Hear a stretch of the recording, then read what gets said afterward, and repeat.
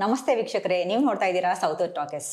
ನಮ್ಮ ಸ್ಯಾಂಡಲ್ವುಡ್ ಸಲಗ ದುನಿಯಾ ವಿಜಯ್ ಸರ್ ಅವರ ಪುತ್ರಿ ರಿತನ್ಯಾ ವಿಜಯ್ ಅವರು ಮೊಟ್ಟ ಮೊದಲನೇ ಬಾರಿಗೆ ನಮ್ಮ ಸ್ಯಾಂಡಲ್ವುಡ್ಗೆ ಎಂಟ್ರಿ ಕೊಡ್ತಾ ಇದ್ದಾರೆ ಲ್ಯಾಂಡ್ ಲಾರ್ಡ್ ಸಿನಿಮಾದ ಮೂಲಕ. ಬನ್ನಿ ಈ ಸಿನಿಮಾದ ಕುರಿತಾಗಿ ಒಂದಷ್ಟು ಮಾತುಕತೆ ಹೇಳೋಣ. ನಮಸ್ತೆ ಮೇಡಮ್, ಹೇಗಿದ್ದೀರಾ? ಥ್ಯಾಂಕ್ ಯು, ಚೆನ್ನಾಗಿದ್ದೀನಿ. ನೀವು ಹೇಗಿದ್ದೀರಾ? ನಾನು ಆರಾಮಾಗಿದ್ದೀನಿ. ಹೇಗೆ ನಡೀತಾ ಇದೆ ಸಿನಿಮಾ ಕೆಲಸಗಳೆಲ್ಲನೋ? ಮುಗ್ದಿದೆ, ಎಲ್ಲ ಪ್ರಮೋಷನ್ ಸ್ಟಾರ್ಟ್ ಆಗಿದೆ ಇವಾಗ. ತಂದೆಯ ಸಿನಿಮಾ ಮೂಲಕನೇ ಎಂಟ್ರಿ ಕೊಡ್ತಾ ಇದ್ದೀರಾ, ಹೇಗೆ ಅನ್ನಿಸ್ತಾ ಇದೆ? ಮೊದಲನೇದಾಗಿ ತುಂಬಾ ಬ್ಲೆಸ್ಡ್, ಸಿಕ್ಕಾಪಟ್ಟೆ ಖುಷಿ ಆಗ್ತಾ ಇದೆ. ಓಕೆ. ಬಹುಶಃ ತುಂಬ ಜನಕ್ಕೆ ಈ ಒಂದು ಅವಕಾಶ ಸಿಕ್ಕಿರೋದಿಲ್ಲ, ತಂದೆಯೊಟ್ಟಿಗೆ ಸ್ಕ್ರೀನ್ ಶೇರ್ ಮಾಡೋದು. ನನಗದು ಸಿಕ್ಕಿರೋ ತುಂಬ ಖುಷಿ. ಅಂದರೆ ನಿಮ್ಮ ಫಸ್ಟ್ ಪ್ರಾಜೆಕ್ಟ್ ನೀವು ನಿಮ್ಮ ತಂದೆ ಒಟ್ಟಿಗೆ ಮಾಡಬೇಕು ಅಂತ ಲೈಕ್ ಅದೇ ಥರ ಇತ್ತಾ ಮೈಂಡ್ ಸೆಟ್ಟು, ಅಥವಾ ಬೇರೆ ಯಾವುದಾದ್ರೂ ಒಳ್ಳೆ ಕತೆಗಳು ಬಂದಿರಲಿಲ್ವಾ ಇದುವರೆ ತನಕ ಏನೋ ಅಂತ ರಿತನ್ಯಾ ಅವ್ರಿಗೆ?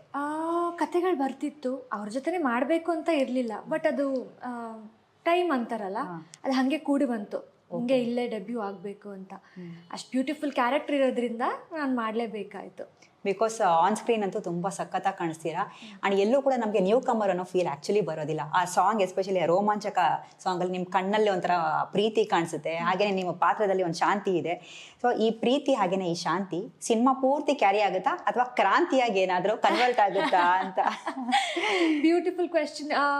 ಇದಕ್ಕೆ ಸಿನಿಮಾ ನೋಡಬೇಕು ನೀವು 23ನೇ ತಾರೀಕು. ಶ್ಯೂರ್. ಏನೇನು ಆಗುತ್ತೆ, ಸೊ ಇದು ಪ್ರೀತಿ ಕಂಟಿನ್ಯೂ ಆಗುತ್ತಾ, ಕ್ರಾಂತಿ ಆಗುತ್ತಾ ಅನ್ನೋದು ಒಂದು ಸಸ್ಪೆನ್ಸ್ ಆಗಿರಲಿ. ಓಕೆ. ಆಮೇಲೆ ಯೂಶಲಿ ಒಂದು ಮಾತಿದೆ, ಬೇರು ಗಟ್ಟಿಯಾಗಿದ್ರೆ ಈ ಚಿಗುರು ಸಾತ್ವಿಕ ಆಗಿರುತ್ತೆ. ನೀವು ಹಾಗೆಯೇ ವಿಜಯ್ ಸರನ್ನ ನೋಡಿದಾಗ ನಮ್ಗೆ ಇದು ಈ ಗಾದೆ ಮಾತು ನಮಗೆ ಆಪ್ಟ್ ಅಂತ ಅನ್ಸುತ್ತೆ. ಬಿಕಾಸ್ ಏನಕ್ಕಂದ್ರೆ ಈ ಸಿನಿಮಾದಲ್ಲಿ ನಿಮ್ಮ ಪಾತ್ರ ಕತೆಗೆ ಬೇರ ಅಥವಾ ಚಿಗುರ ಅಂತ?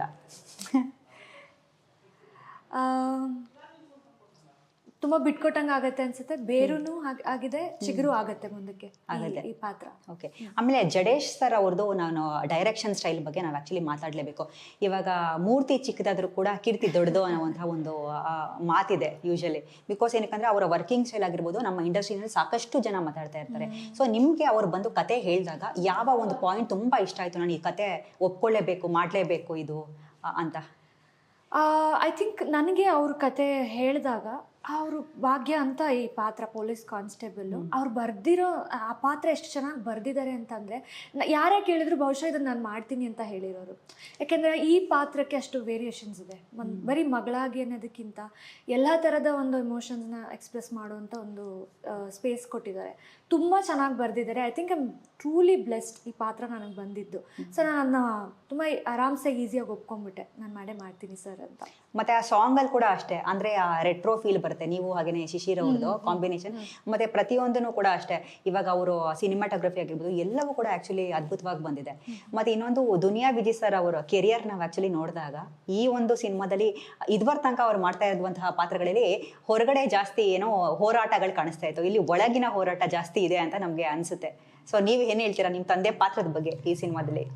ಖಂಡಿತ ಒಳಗಿನ ಹೋರಾಟ ಅಂತ ನೀವು ಹೇಳಿದ್ರಿ, ನಿಜ ಅದೇ ಇರುತ್ತೆ ಸಿನಿಮಾದಲ್ಲಿ. ಒಬ್ಬ ರೈತನ ಹೋರಾಟ ಆಗಿದೆ ಇದು. ಆ್ಯಂಡ್ ಅವ್ರನ್ನ ರೆಪ್ರೆಸೆಂಟ್ ಮಾಡುವಂಥ ಒಂದು, ನಾವೆಲ್ಲ ಜೊತೆಯಲ್ಲಿ ನಿಂತು ಸಪೋರ್ಟ್ ಮಾಡುವಂಥ ಒಂದು ಕ್ಯಾರೆಕ್ಟರ್ಸು. ಆ್ಯಂಡ್ ಇನ್ನೊಂದು ಸಿನಿಮಾಟೋಗ್ರಫಿ ಬಗ್ಗೆ ಮಾತಾಡಿದ್ರೆ ಅವ್ರ ಬಗ್ಗೆ ಮಾತಾಡಲೇಬೇಕು. ಸ್ವಾಮಿ ಸರ್ ಅಂತ ನಮ್ಮ DOP, ವಂಡರ್ಫುಲ್. ಅವರು ತುಂಬ ಚೆನ್ನಾಗಿತ್ತು ಅವ್ರ ಜೊತೆ ಕೆಲಸ ಮಾಡಿದ್ದು. ಐ ಥಿಂಕ್ ನೀವು ಈಗ ಬಂದಿರುವಂಥ ಎಲ್ಲ ಟೀಸರ್ಸು ಸಾಂಗ್ಸ್ ಎಲ್ಲ ನೋಡಿದ್ರೆ ನಿಮ್ಗೆ ಗೊತ್ತಾಗಿರುತ್ತೆ ಅವ್ರ ಕೆಲಸ ಎಷ್ಟು ಚೆನ್ನಾಗಿದೆ ಅಂತ.